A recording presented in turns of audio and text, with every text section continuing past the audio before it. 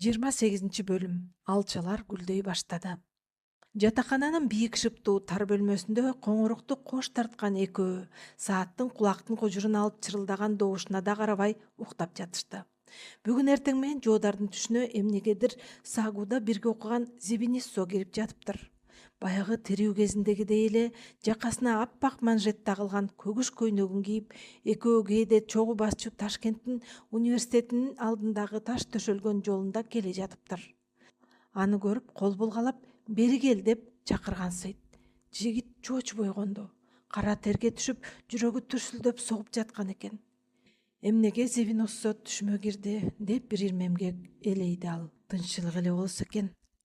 Анан дароо эле Жайнагүлдү ойлоду. Көзүн ачканда эле аны сагынып жатканын сезди. Оштон отчет тапшырганы Фрунзеге келгенине туура бир айга жакындап калган. Күмүш билерикти сүйүктүүсүнө бергенден бери маанайы ачык жүрөт. Күнүгө кызга жолугушууга барып, киного киргизип, сейилге чыгышат. Экөөнүн сөздөрү куюлушуп, деги эле түгөнбөйт.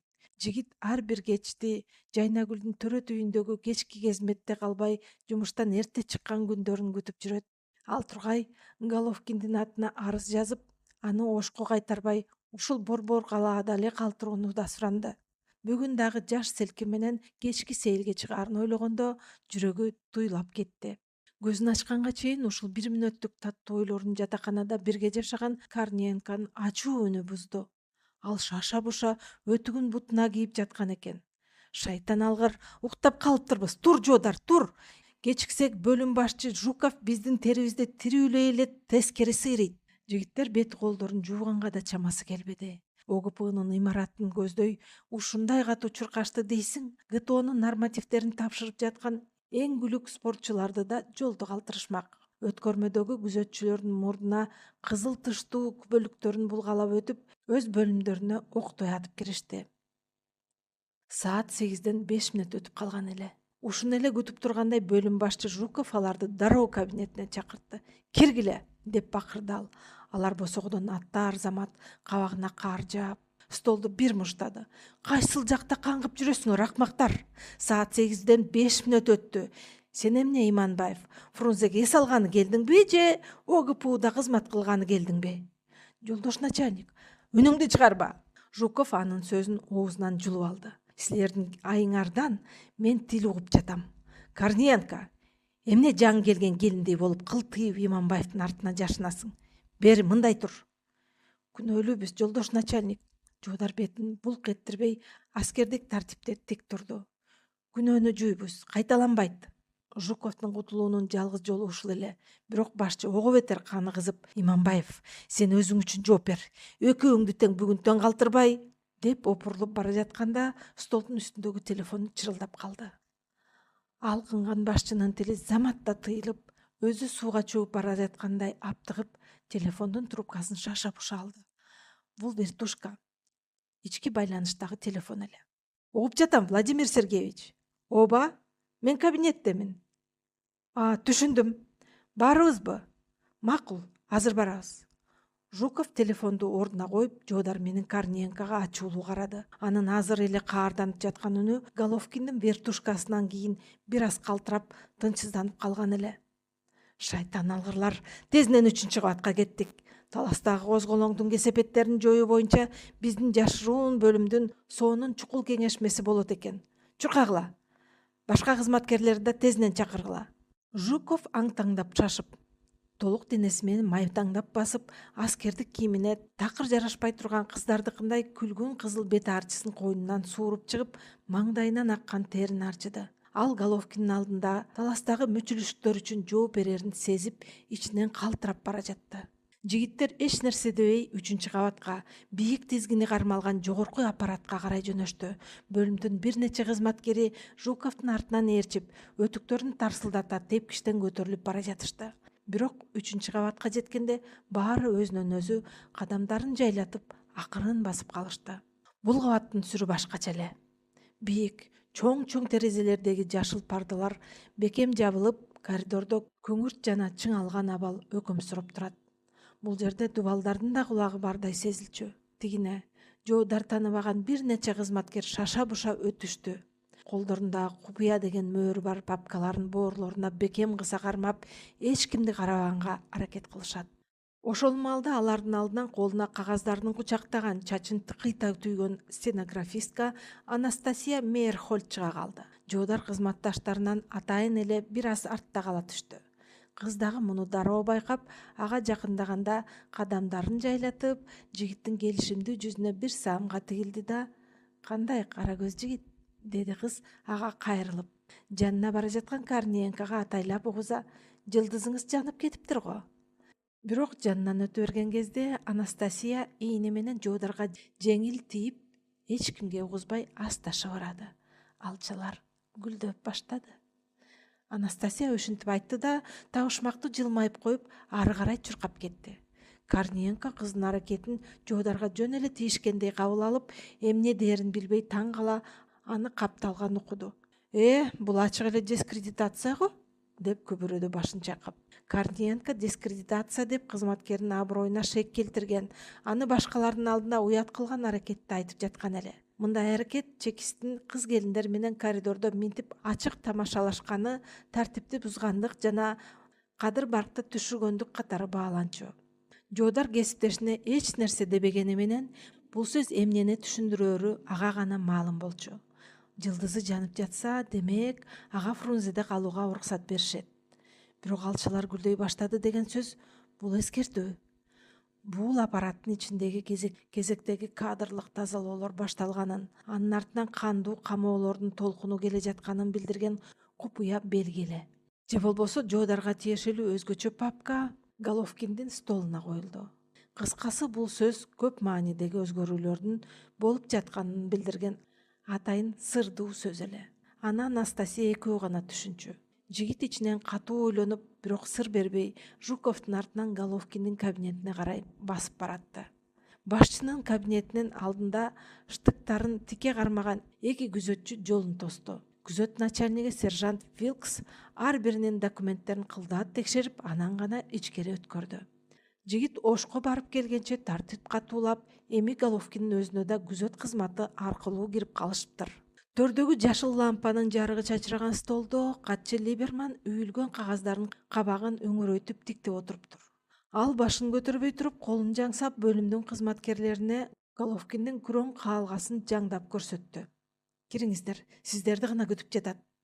Головкиндин жүзү чарчаңкы, түнү менен кирпик кирмебегени белгилүү болуп турду. Бул козголоң боюнча чукул жыйынга башка бөлүмдөрдүн кызматкерлери келбептир. Жуков жетектеген жашыруун бөлүмдүн, соонун кызматкерлери чакырылыптыр. Башчы столдун үстүндөгү папканы Жуковго карай жылдырып: "Отургула, мына бул документти окугула", деди кыска гана. "Лубянкага жаңы эле отчет берип бүтсөк, эми бул иш башталды. Ташкенттен дагы түз көрсөтмө келди", деди ал ооролутунуп. Кагаз колдон колго өтүп, акыры Жooдарга жетти. Бул таластагы козголоңчуларга каршы ыкчам аракеттер жөнүндөгү купуя буйрук эле. Эми мунусу кайдан чыкты? Такыр эле тынчтык беришпейт экен го", деди Жooдар ичинен өкүнүп. Жергиликтүүсүң деп атка жеңил тайга чак дешип, бул иштерге да аны жөнөтүп ишпесе экен. Жигит ичинен ушинтип сарсанаа болуп жатты. Жайнагүлдөн алыс жакка кеткиси такыр келбей турду. Головкиндин кабинетинин ичиндеги чыңалуу туу чокусуна жетти. Жазында таласка кулакка тартылып жаткандар чыгарган козголоңдун кесепеттеринин кынтыксыз жоюу боюнча жашыруун буйрук, Жоодардын алдыга коюп жаткан аруу максаттарын, Жайнагүлдүн колун сурап ага үйлөнүү ниетин алай дүлөй кылып жиберчүдөй болуп сезилип турду. Бирок Кудай жалгап, Головкин бул ирет ага тапшырма берген жок. Жыйналыш Жуковдун тил угушу менен аяктады. Сөзүнүн акырында башчы баарына угуза кошумчалады. "Иманбаев", деди ал көз айнегин оңдоп, "сенин оштогу иштериң жана Хан Теңири операциясындагы эрдигиң көңүл сыртына калган жок. Башкармалыктагы кадырың өстү. Бүгүндөн баштап сени жашыруун бөлүмдүн өзгөчө маанилүү иштер боюнча улук оперативдик өкүлү кылып дайындоо тууралуу буйрукка кол койдум. Фрунзеге каласың." Жуков да мунун мурунтан эле билгендей, азыр эле Головкинден уккан сөгүүнү да унута калгандай, ага жылуу карап койду. Анын жарым саат мурда эле буркан шаркан түшүп тилдеп жатканын эстеген Жooдар таң калып калды. Адам деги ушунча бат өзгөрөбү? Көрсө Жуков өзүнүн жаңы оң колун текшерип сындырып жаткан көрүнөт. Жоодардын башынан бир оор жүк түшкөндөй болду. Жайнагүл эми жанында болот, бирок кубанычын билдирбей аскердик тартипте тик туруп турду. Кеңеш өкмөтүнө кызмат кылам, деп кыска жооп берди. Кабинеттен чыгып баратканда Головкин аны токтотуп калды. Башчынын үнү адаттагыдан жайыраак, бирок салмактуу чыкты. Иманбаев, 1 мүнөткө калчы, башкалар чыга бергиле. Баары чыгып кеткенден кийин башчысы ордунан туруп терезеге басты. Бир маанилүү сөз айтаарда ал дайыма ушинтерин ал байкап калган. Жуудар, сени мыкты кызматкер катары билем. Жашыруун бөлүмгө ошон үчүн алып калдым. Билесиң, бул бөлүмдүн кубаты канчалык экенин. Жаңы кызматыңа толук киришкенче Ошко кайтып барып, ал жердеги калып калган иштериңди жыйынтыктап келишиң керек. Бирок Головкин Жуударга куш көздөр менен тигилди. Эмнеге менден сурабай туруп, Сатар Якубовдун иши боюнча ичкиликтөө жүргүздүң? Анын ким экенин, кимдин кишиси экенин билесиңби деги? Жолдош начальник, Якубов кызмат абалынан пайдаланып, бул ишти токтот. Головкин сөзүн кесип таштады. Ташкенттеги Орто Азиялык өкүмчүлүктөн мага атайын эскертип чалышты. Сен өтө алыс кирип кеттиң, Иманбаев. Бирок жолдош начальник, Якубов атылды деп кагаз жүзүндө жок кылынган кылмышкерлерди аман алып калып, аларды өзүнө тыңчы катары колдонуп жүрөт. Мисалы, ошол эле Алимжанов 1924-жылы атылган деп архивдик тизмеде турат. Бирок ал Миңсейит Эшенге кабар жеткирип турган. Якубов байлардан конфискацияланган алтын күмүштөрдү жашыруун валюта саткычтарга берип айлантып жатыптыр. Жетишет.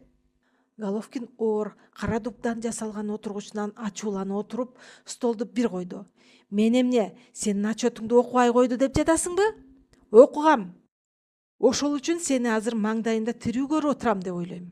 Якубов керек болсо сенин да, менин да башымды жута турган адам. Анын артында кимдер турганын, Ташкентте кимдер аны калкалап жатканын билсең, мынчалык баатыр болмок эмессиң. Азырынча унчукпа. Ошко бар да ал кагаздарды жок кыл. Бул сенин аман калышыңдын жалгыз жолу. Токаревдей болуп сымапка ууланып, суракка жетпей өлгүң келбесе, бул ишти тезинен аткар. Жуудар эмне кылаарын билбей шалдайып отуруп калды. Анын 9 айдан берки кылдаат жүргүзгөн иликтөөсү ушинтип бир заматта жабылып калабы?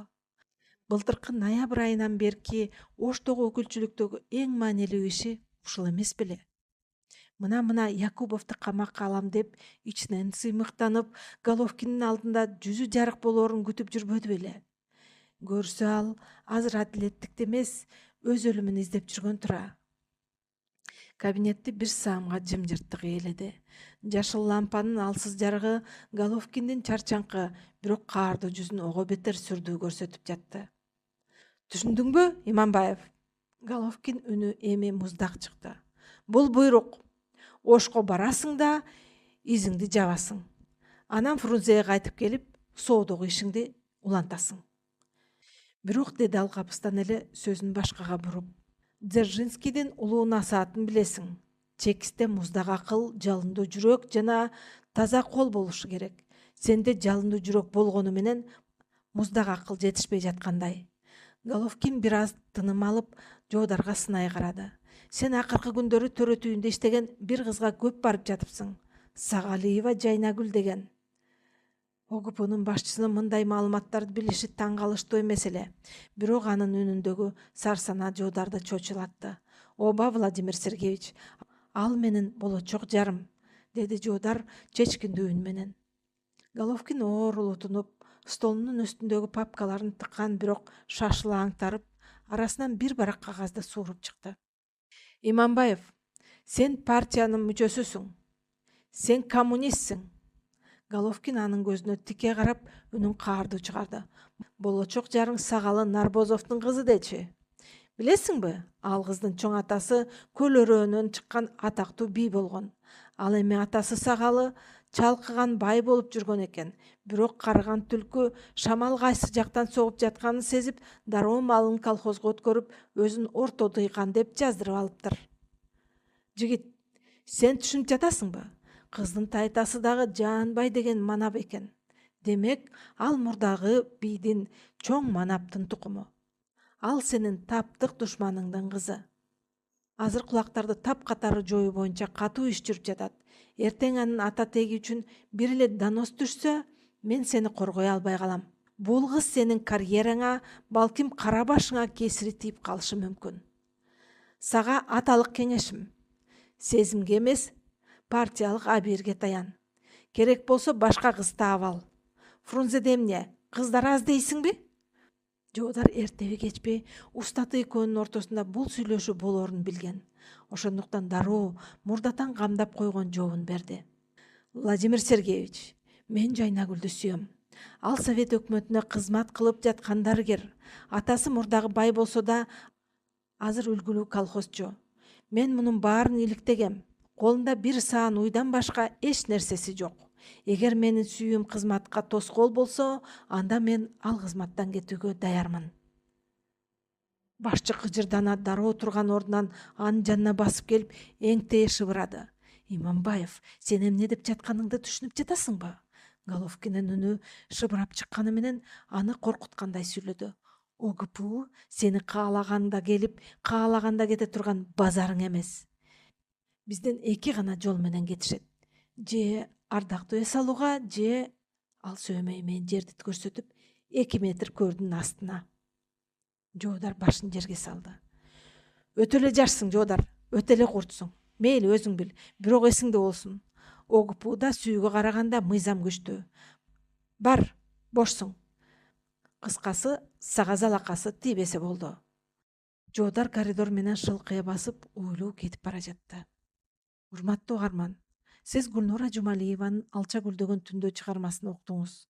Окуган Айгүл Мырзабек кызы. Кийинки бөлүмдөрдө күтүлбөгөн курч окуялар сиздерди күтөт. Кадырман окурман, чыгарма жакса лайк басып, пикир калтырып каналга катталыңыз. Сиздин колдооңуз каналдын өсүшүнө жана жаңы бөлүмдөрдүн тез чыгышына шарт түзөт. Биз менен болгонуңуз үчүн чоң рахмат.